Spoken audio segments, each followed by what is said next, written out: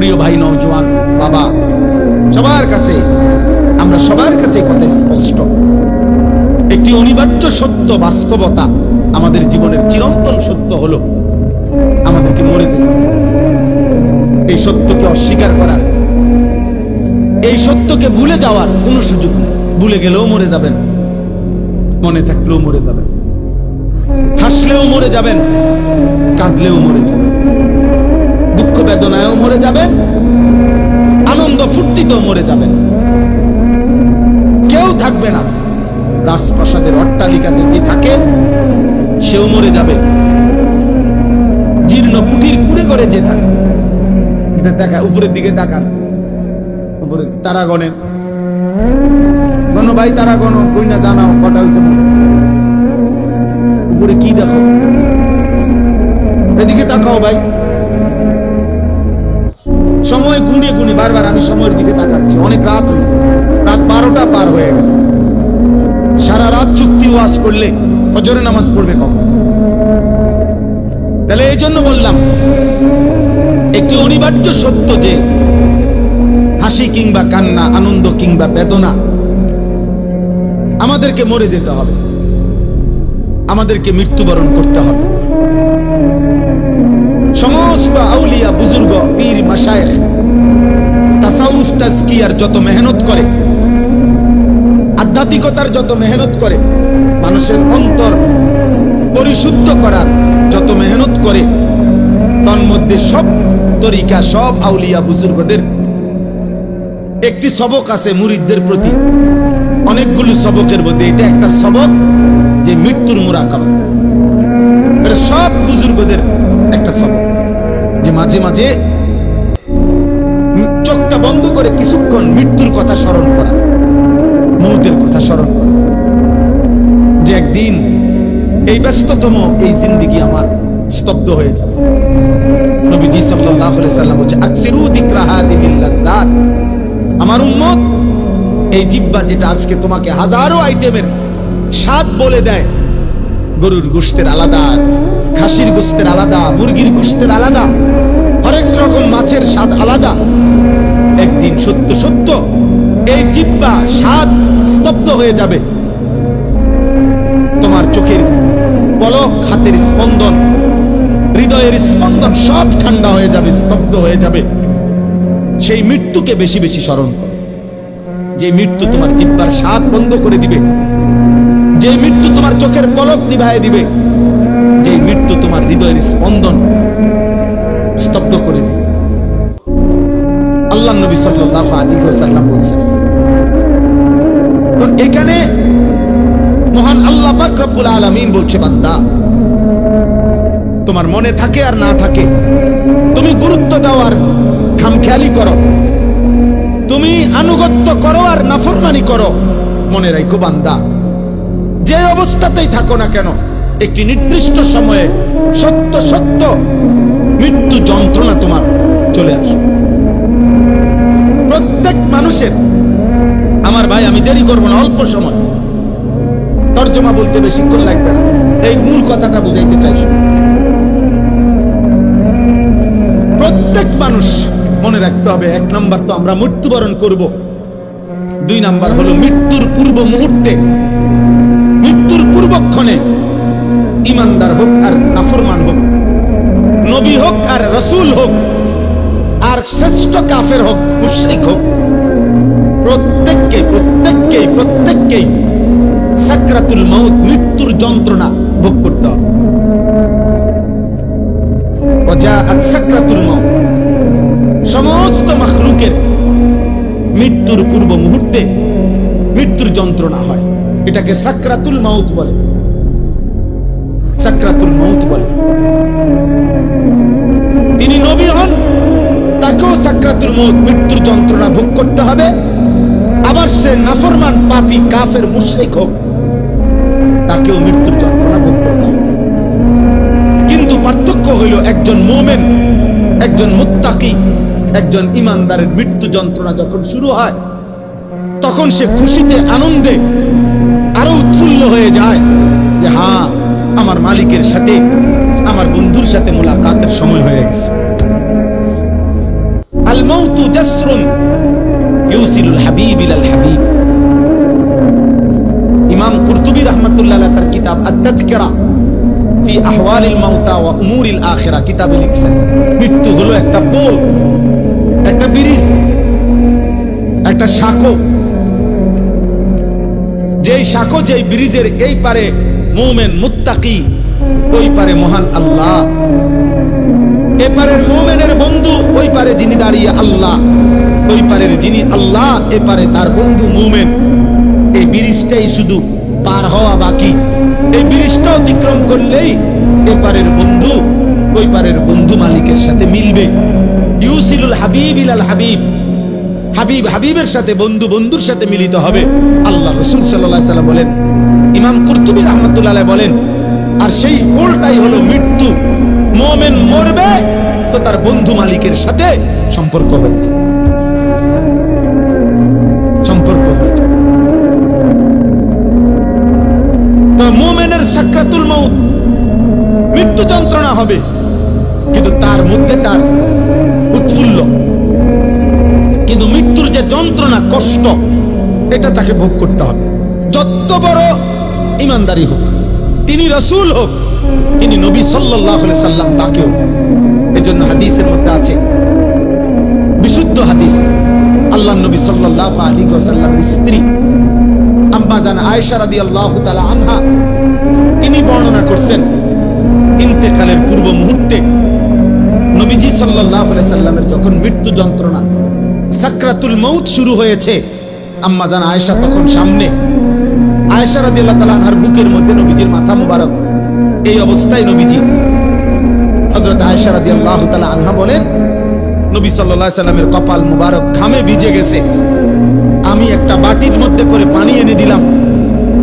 আম্মা জান আয়েশা বলেন, বারবার নবীকে দেখছিলাম, আল্লাহ নবী সাল্লাল্লাহু আলাইহি সাল্লাম তার ডান হাত মুবারক ওই পানির মধ্যে ভিজাইতেছে আর কপাল মুছতেছে আর দোয়া করতেছে, আল্লাহুম্মা আইন্নি আলা সাকারাতিল মাউত। আয় আল্লাহ, মৃত্যু যন্ত্রণার এই মুহূর্তে আপনি আমাকে সাহায্য করেন। আল্লাহুম্মা হাফফিন আলাইয়া সাকারাতিল মাউত। আল্লাহ, আমার মৃত্যু যন্ত্রণা সহজ করে দেন। এরপরে বলছেন, লা ইলাহা ইল্লাল্লাহ, আল্লাহ আপনি ছাড়া কোনো ইলাহ নাই। ইন্না লিল মাউতি সাকারাত, হায় মৃত্যুর বড় ভারী যন্ত্রণা। এই কথা বারবার বলতেছি, অথচ তিনি মুহাম্মদুর রাসূল সাল্লাল্লাহু আলাইহি ওয়াসাল্লাম, অথচ তিনি নিষ্পাপ, তিনি মাসুম, তিনি নিষ্পাপ। অতএব প্রত্যেককেই মৃত্যু যন্ত্রণা ভোগ করতে হবে, ইমানদার হলেও ইমান। কিন্তু ওই যে বললাম, উনার এই যন্ত্রণা হচ্ছে ঠিক আছে, কিন্তু উনার এই যন্ত্রণার মধ্যেই তিনি রব্বুল আলামিনের মুলাকাতের স্বাদ পাচ্ছিলেন। এজন্য ওই হাদিসের মধ্যে এটাও আছে যে নবীজি সাল্লাল্লাহু আলাইহি সাল্লাম এরপরে এই দোয়াগুলো পয়রা বারবার বলতেছিলেন, বালির রফিকাল আলা, বালির রফিকাল আলা, বরং আল্লাহর সান্নিধ্য, বরং বন্ধুর সান্নিধ্য, বরং বন্ধুর সান্নিধ্য। হাদিসের ব্যাখ্যার মধ্যে আছে, এই বরং বলতেছে কেন? বরং বন্ধুর সান্নিধ্য মানে কি? মানে বুঝাইতেছেন, মালাকুল মউত আজরাইল ওনাকে বলতেছিলেন, ইয়া রাসূলুল্লাহ, দুনিয়ায় আর কয়দিন থাকবেন নাকি রবের কাছে যাবেন? তো আল্লাহর নবী বলতেছেন, বরং বন্ধুর কাছেই যেতে চাই। কষ্ট হোক, সাকরাতুল মাউত হোক, তো মুলাকাত চাই মালিকের, মুলাকাত চাই বন্ধুর।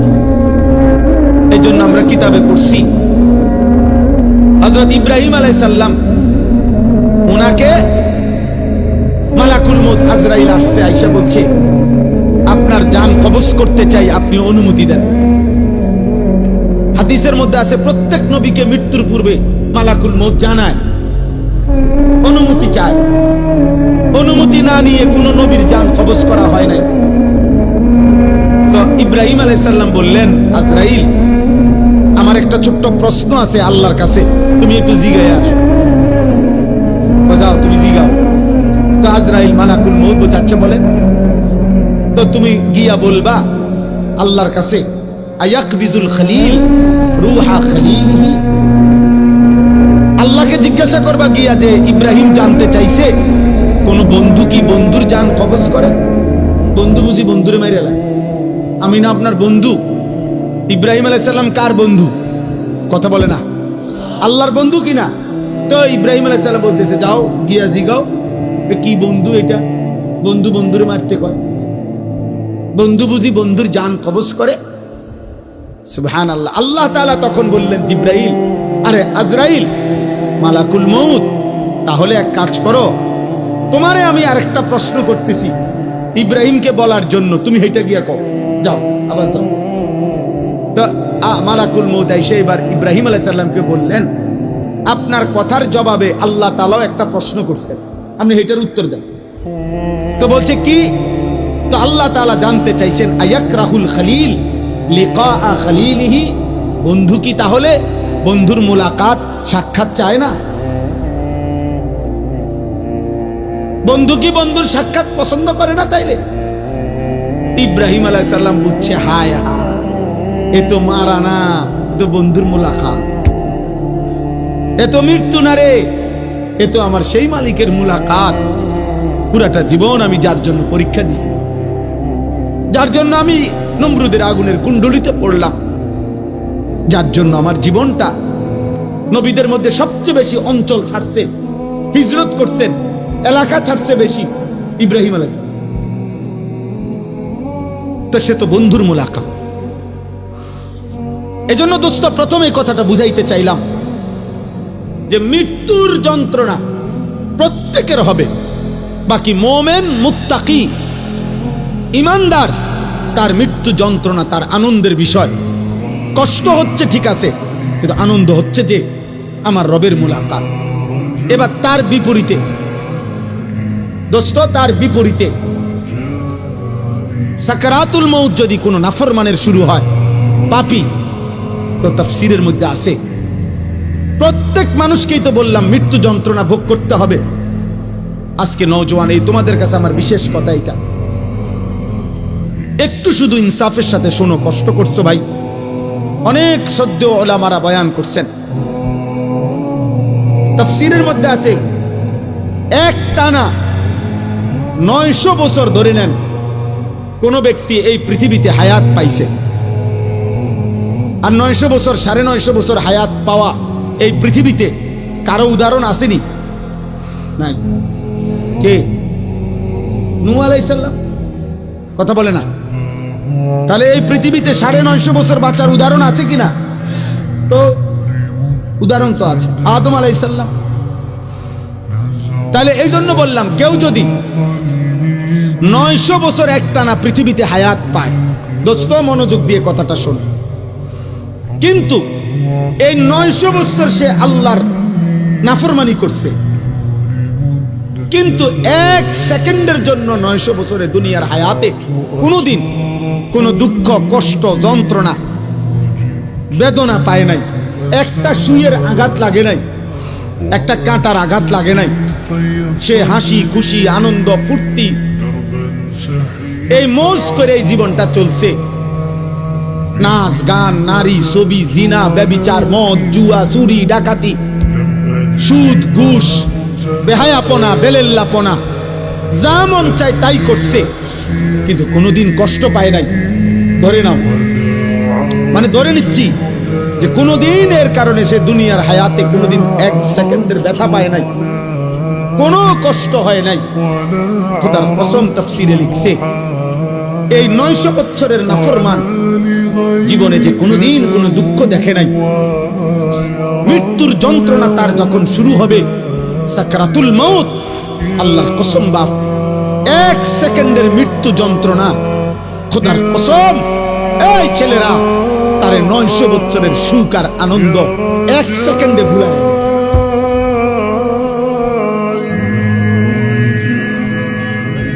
কবরের আযাব পরে, জাহান্নামের আযাব পরে, হাসরের আযাব দোস্ত আমার পরে, এগুলা তো আছেই সামনে, কিন্তু 1 সেকেন্ডের মৃত্যুর যন্ত্রণা, এখনো জান কবজ হয় নাই, শুধু মৃত্যুর যন্ত্রণা শুরু হয়েছে। নাফরমান 1 সেকেন্ডের মৃত্যু যন্ত্রণায় 1000 বছরের আনন্দ ভুলে যান, আর কোনোদিন মনে পড়বে না তার যে জীবনে সে কোনোদিন সুখ দেখছে কিনা। সুখ দেখেছে কিনা? কাল্লা ইযা বালাগাতিত তারাকি ওয়া কিলা মান রাক ওয়া যান্না আন্নাহুল ফিরাক ওয়ালতাফাতিস সাকু বিস-সাক ইলা রাব্বিকা ইয়াওমা ইদিনিল মাসাক। আল্লাহ বলে নাফরমানের জান কবজের সময় মালাকুল মউত আজরাইল কলিজা থেকে তার রূহটা টান দিয়া ছিঁড়ে ফেলবে, আর ছিঁড়ে ফেললেই কণ্ঠনালীর কাছে আইসা তারাকি মানে লো কণ্ঠনালীতে আইসা বিদে যাবে, রূহটা আটকাইয়া যাবে। এরপরে খোদার কসম তাফসীরের মধ্যে লিখছে নাফরমানের জান রূহু মালাকুল মউত আজরাইল টাইনা হেসরাইয়া কোন কাবাব কোন শিকের মধ্যে যদি গোশত লাগানো থাকে সেখান থেকে যদি শেষ গোশতের অংশগুলো টাইনা টাইনা সিরা সিরা বাহির করে, কোন গরম কিছুর মধ্যে যদি তুলা লাগে তো তুলা যদি টাইনা টাইনা বের করে, কোন ব্যান্ডেজ থেকে যদি তুলা ছিঁড়ে ছিঁড়ে বের করে, আল্লাহর কসম নবী বলছে উম্মত মালাকুল মউত আজরাইল নাফরমানের রূহটা শরীর থেকে এইভাবে টাইনা টাইনা ছিঁড়া ছিঁড়া বাইর করবে। ফালাউলা ইযা বালাগাতিল হুলকুম ওয়া আনতুম হিনাইযিন তানজুরুন ওয়া নাহনু আকরাবু ইলাইহি মিনকুম ওয়ালাকিন লা তুবসিরুন। ফালাউলা ইন কুনতুম গায়রা মাদিনিন তারজিউনাহা ইন কুনতুম সাদিকিন। আল্লাহ বলে নাফরমানের কণ্ঠনালীতে যখন তার রূহটা আইসা আটকাইয়া যাবে, চারিপাশের আত্মীয় স্বজন তখন দেখতে থাকবে। আল্লাহ বলেন আমিও তো দেখতেছি, আমিও তো সামনেই আছি। আল্লাহ তখন চ্যালেঞ্জ করে বললেন, হে নাফরমান পাপী, তোর আত্মীয় স্বজনকে বলো না এই মুহূর্তে তোমারে মালাকুল মউত আজরাইল থেকে ফিরাইয়া রাখতে।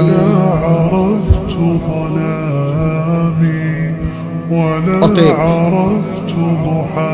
প্রিয় ভাইয়া, কবরের আযাব তো সামনে, জাহান্নামের আযাব তো সামনে, এক সেকেন্ডের মৃত্যু যন্ত্রণাও তো তুমি সহ্য করতে পারতা না। হযরত আমর ইবনুল আস রাদিয়াল্লাহু তাআলা নবীজির বিখ্যাত সাহাবী, ওনাকে বলা হয়েছিল মৃত্যুর পূর্বে ওনার ছেলে, উনি ঈমানদার, উনি সাহাবী, ওনার ছেলে আব্দুল্লাহ ইবনে আমর ইবনুল আস উনিও সাহাবী। ছেলে বলতেছিলেন মৃত্যুর পূর্বে, আব্বা আপনার কাছে এই মুহূর্তে, শেষ মুহূর্তে মৃত্যু যন্ত্রণা কেমন মনে হইতেছে? প্রিয় ভাই শোনো, হযরত আমর ইবনুল আস বলছেন, ইয়া বুনাইয়া কাআন্না জিবালাদ দুনিয়া আলা সাদরি ওয়া কাআন্নি আতানাফাসু মিন সাকবিল ইবরা। এই কিতাব আমার কাছে গাড়িতে আছে। ওয়াজাআত সাকরাতুল মাউত বিল হক, এটাই কিতাবের নাম, আমার কাছে ধার্মিক কিতাব আছে, এই কিতাবের নামে এটা, এই কিতাবে লিখছে।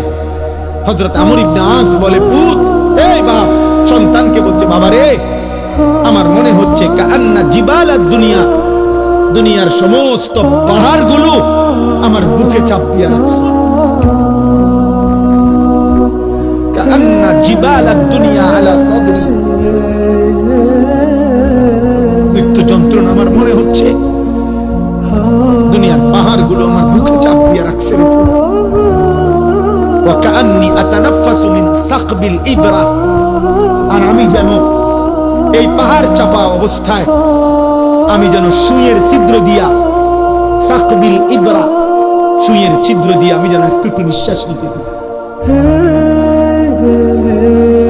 আমার ছেলেরা, আমার কিশোর, আমার নওজোয়ান, আমার 16 বছরের সন্তান, এত অল্প বয়সে তুমি এত গুনাহ, এত নাফরমানি কেমনে করছো বাবা? তুমি কেমনে সহ্য করবে আব্বা? আমার 16 বছরের সন্তান আছে, আমার প্রথম সন্তানের বয়স 16 বছর বরাবর, এই জন্য 16 বছর বয়সী ছেলে তুমি আমার সন্তান।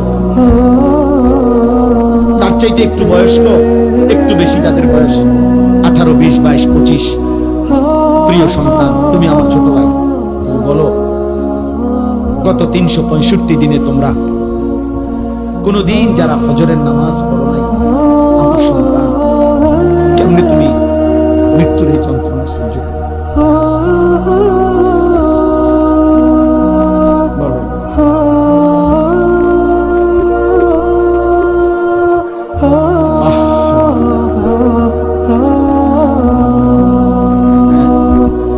সারা রাত যারা মোবাইলে নারী দেখো, ছবি দেখো, উলঙ্গ দৃশ্য দেখো, এত নারী, এত ছবি, এত জিনা, এত বেবিচার, এত অসভ্যতা, নিজের হাত যারা নিজের লজ্জাস্থানে গুনাহের কাজে ব্যবহার করছো, কি করছো? আমি যে এর চাইতে বেশি আর বলতে পারছি না। আমি যদি একলা পাইতাম যুবক, তোমার আমি একলা আরো অনেক কিছু বলতাম। এই না, আমার উস্তাদ বসা, মুরব্বি বসা, ওলামা বসা,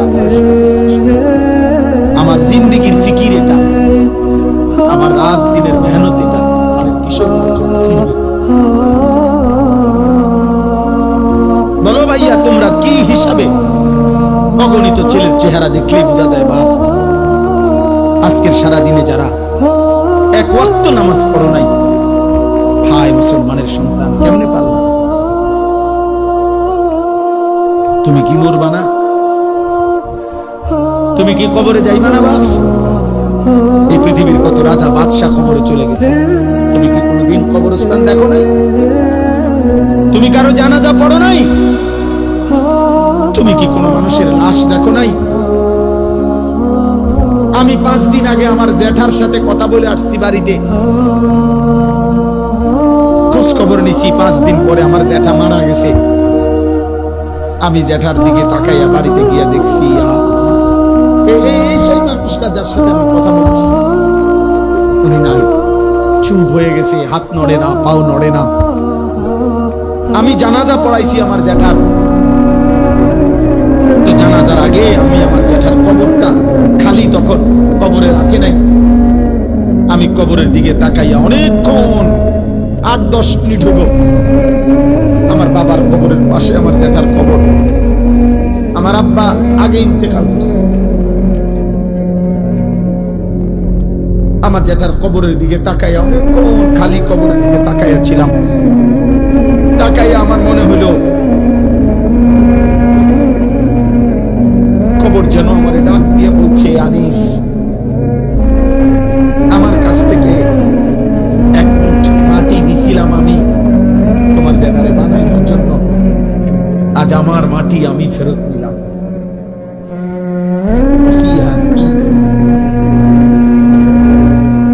নওজোয়ান, তোমার মাটি মাটির কাছে ফেরত চলে যাবে। তুমি মাটি ছাড়া আর কিছু না।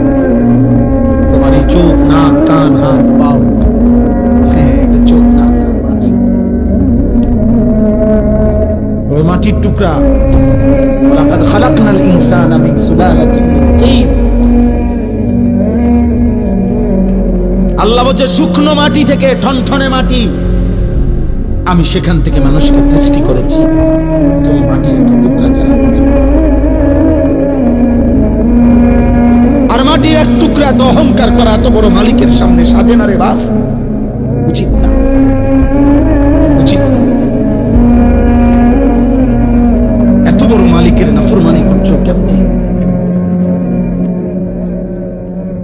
কোরআনুল কারীম আল্লাহ নাজিল করছে 30 পারা।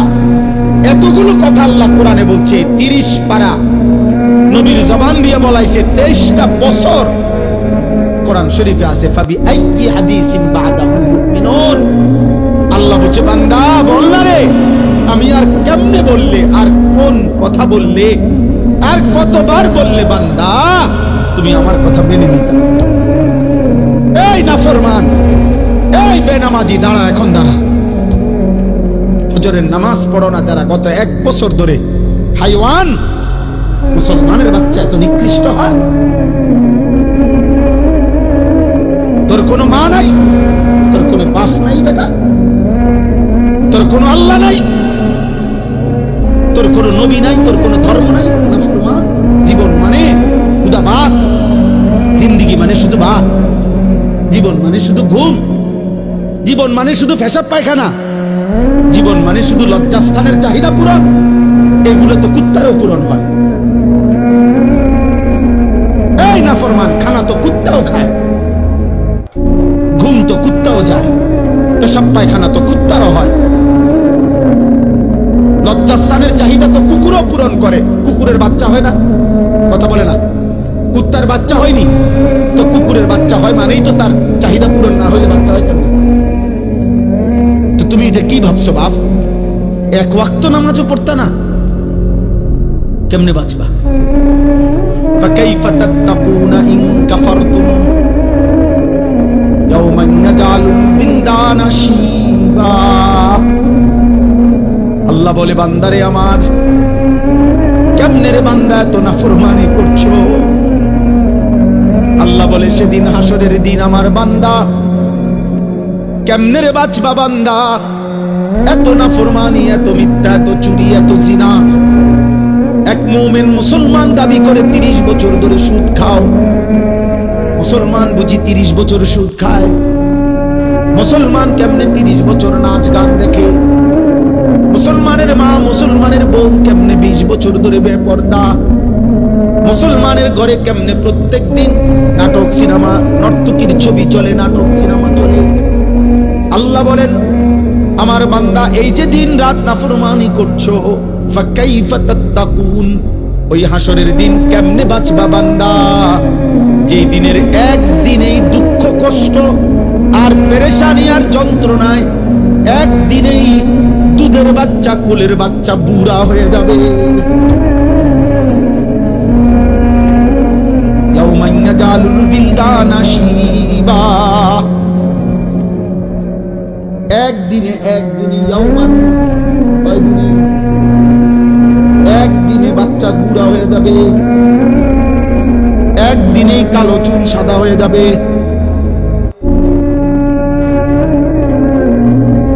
খামখেয়ালি করো না বাপ, শেষ কথা শেষ। তুমি আল্লাহর বেষ্টনীতে আছো, আমি, আমাদের জন্য আল্লাহ তাআলার ইন্তজাম করা আছে। তুমি আল্লাহর এই ইন্তজামের বাইরে যাইতে পারতা না। আল্লাহর বেষ্টনীর ভিতরে থাইকেই মৃত্যুর যন্ত্রণা আসবে। এই কথাটাই আল্লাহ এখানে বলছে। এবার দেখেন তর্জমা শুনেন, তা শেষ কথা।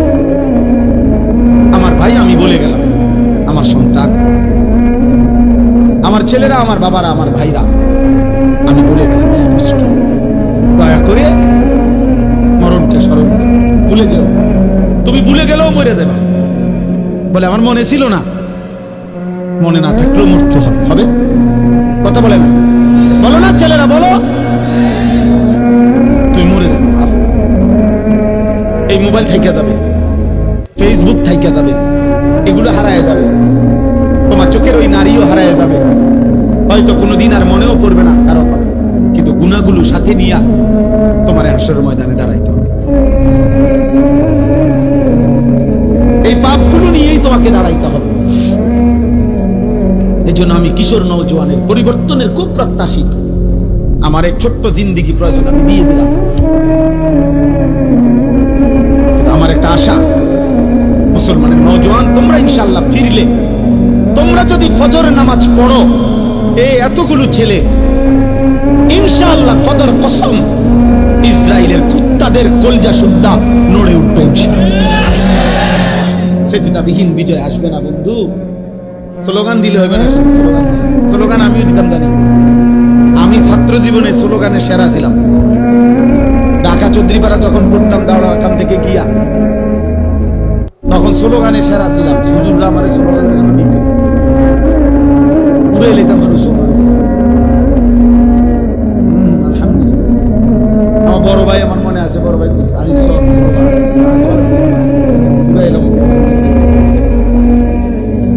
দুই চার ঘন্টাও মিছিল করতে পারতাম, কোনো বিশ্রাম ছিল না। স্লোগান দিয়ে হবে না দোস্ত, কলিজার খুন কপালের সেজদা মালিককে দিতে হবে ভাইয়া। আরো 100 বছর চেষ্টা করেও কাফের বেঈমানদের সমপরিমাণ অস্ত্র, কাফের পরিমাণদের সমপরিমাণ ক্ষমতা, দুনিয়াবি আসবাব আমাদের হবে না। আমাদের বিজয় আমাদের ওই রবের কাছে। আমাদের উপরে যিনি তিনি আমাদের জন্য যথেষ্ট। আমরা যদি যথাযথ চোখের পানি দিতে পারি, আমরা যদি চোখের পানি ফেলতে পারি, সেজদা দিতে পারি, ইনশাআল্লাহ বিজয় আসবে। গাজাবাসী সন্তান খুব কষ্ট পাইতেছে বাপ। আজকেও পত্রিকা আসছে, সব পত্রিকা। গতকালকে বৃহস্পতিবার গাজার প্রায় 4.5 লক্ষ মানুষ, তারা আবার শেষবারের মতো ইসরায়েলের বেঈমান কুত্তারা বলছে, গাজাবাসীরে মাইকিং করে শুনায় দিছে, তোমাদেরকে পলায়নের জায়গা ছেড়ে দেওয়ার শেষ সুযোগ দেওয়া হলো, এরপরে আর বাঁচতে দেওয়া হবে না। ছোট ছোট মাসুম বাচ্চা নিয়ে মহিলারা খালি পায়। আজকের পত্রিকা তো আসছে যে এরা হাঁটতেছে, ওরা জানে না ওরা কোথায় যাবে, ওরা জানে না। 12 কিলোমিটার পায়ে হাইটা একটা বাচ্চা একটা রুটির জন্য হাত পাইতা অনেক কষ্টে যখন একটা রুটি নিছে, রুটি নিয়ে যখন ফেরত আসছে, এই কিছুদিন আগে পত্রিকা আসছে, 12 কিলোমিটার পায়ে হাইটা রুটিটা নিছিল। এই রুটি নিয়ে যখন ফিরে আসছে, গাজার ওই ছেলেকে গুলি করার পরে বুলেটের আঘাতে রুটি হাতে মাসুম সন্তানের কলিজাটা ঝাঁঝরা হয়ে গেছে, ও আর রুটি খাইতে পারেনি।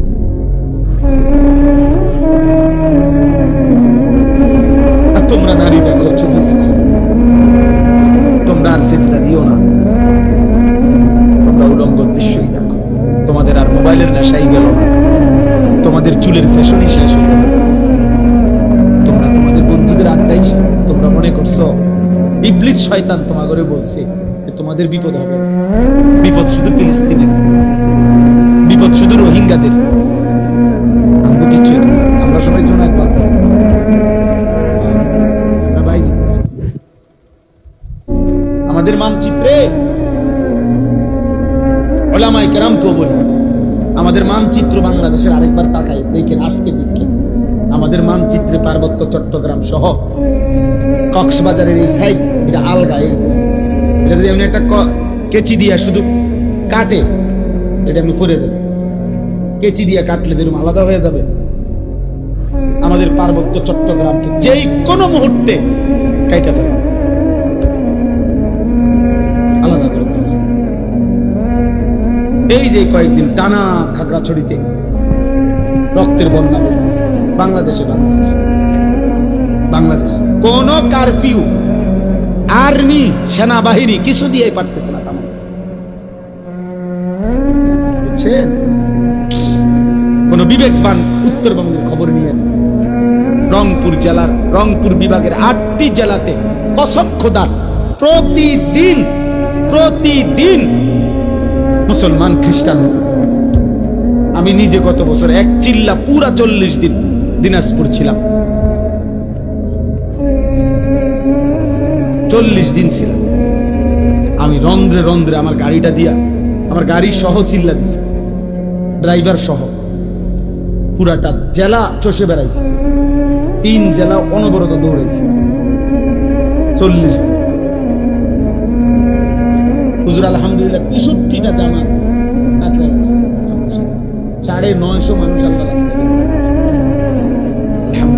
কিন্তু আমি দেখছি সেখানে অগণিত, শুধু দিনাজপুর জেলাতে 500-র উপরে ছোট বড় গির্জা এবং চার্চ আছে।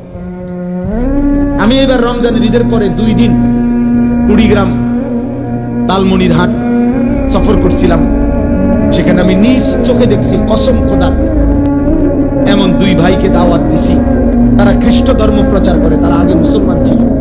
আশ্চর্যের কথা হলো 2 জনের মধ্যে এক ভাই 7 বছর মসজিদে ইমামতি, এই কোরআন হাতে বলল, ও খ্রিস্টান, ও এখন খ্রিস্ট ধর্ম প্রচার করে। আমার নওজোয়ান আলেম, তাগড়া জওয়ান আলেম যারা, যুবকের কোনো রাত নাই, যুবকের কোনো দিন নেই। যুবক ইচ্ছা করে যদি কদ্দুর মেহনত বিশ্রাম নেয় তো বিশ্রাম নিল, নয়তো যুবকের কোনো রাত হয় না। যুবক চাইলে সারা রাতও মেহনত করতে পারে, যুবক ভাই চাইলে সারা রাতও মেহনত করতে পারে। এই জন্য নওজোয়ান আলেম যারা আছেন আজকের এই মুবারক মাহফিলে আপনাদেরকে বলি, আপনারা আরেকটু ফিকির করেন এই ছেলেদের জন্য, কিশোরদের জন্য, নওজোয়ানদের জন্য, ওদেরকে ফেরাবার। যে দুর্বল্য হয়, কেউ বললে 10,000 হবে, আরেকজনে আসলে 1,000 হবে, আপনি বললে একজনও তো শুনবে কথা, বুঝেন নি? আপনি একজন রেকর্ড না, আমি কইলে শুনবো কেরা, অমুক বক্তা আইন দিব না, একের সব বক্তা আইন দিব না, না সব বক্তা হইতে জরুরি না, আল্লাহর কথা বলতে হবে এটা জরুরি, উম্মতকে ফিরাইতে হবে এটা জরুরি। এই ছেলেদের দরকার, এরা যদি না ফিরে, এরা যদি সেজদা না দেয়, এরা যদি ফিরে না আসে, তাহলে আগামীর মাহাদির পক্ষে লড়বে কে? তার জালের বিরুদ্ধে লড়বে কে? বুড়ারা, 90 বছরের বুড়া চাচা যারা, কি যুবক বলো, নওজোয়ান, মাহাদির পক্ষে লড়বে বুড়ারা না? কে লড়বে বলো, কে লড়বে? আমি বলো,